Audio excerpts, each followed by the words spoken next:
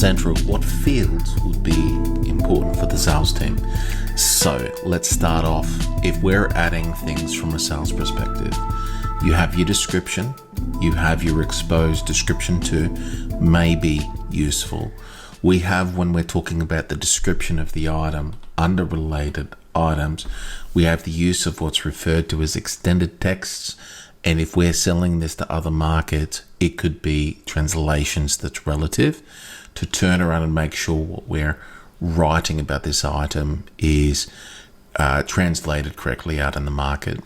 We have our picture, and underneath this we have our marketing text, which gives us Copilot's contribution on this item. It will make up a bunch of ideas here, so it will just pop out and come up with some text, and you can change the tone, format, and emphasis there.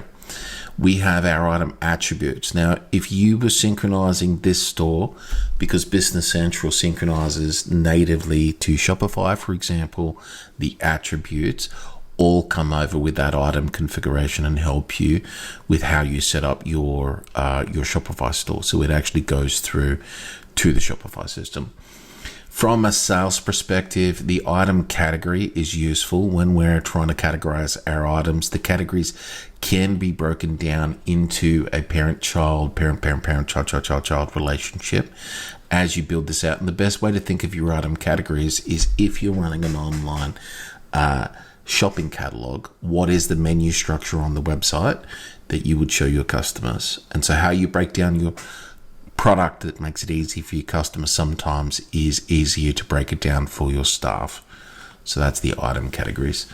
I guess when we're talking about the item, as we scroll down and we move past what's inventory and past the cost, the sales settings here are relative to helping us do better at what we do. Our base unit of measure, but what do we sell it by as a unit of measure?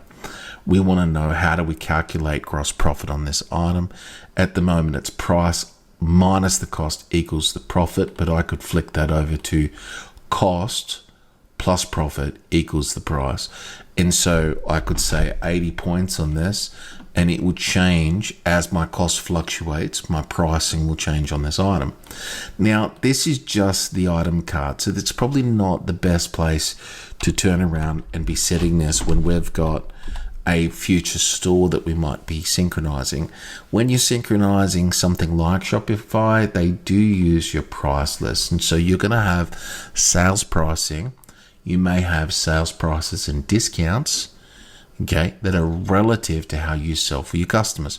And it's covered in other videos, but we do sales price groups, or your sales list, price list, if that makes sense. And it gives you the ability that you can apply that, a customer price group, to different customer cards.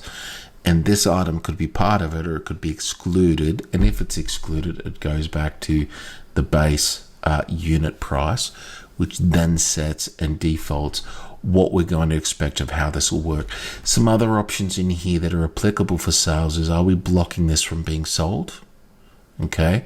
And that just stops us even getting it onto the sale in the first place. So if it's a product in development, we want to be able to buy it, but we don't want to sell it. We can block that and stop that. And this here disables the team from putting on invoice discounts on that, on any document. We can isolate that on a per item basis, which is super useful. So from a sales perspective, generally when you get past the metadata moves into pricing and how we sell. What's the text and information we have on that? I would probably include also the attachments that you could include, and links on this product. And in this attachment, and I showed this in other videos, if I go in here, you can expose the item. So I could have a specification on this as a PDF, and I can allow for it to flow through to sales transactions, which means when we send a quote to the customer, it also includes a product spec PDF on that particular product. It's kind of useful for the sales team. So it just makes things really, really simple. From there, I think that's really all that I would be thinking at from sales on the item card.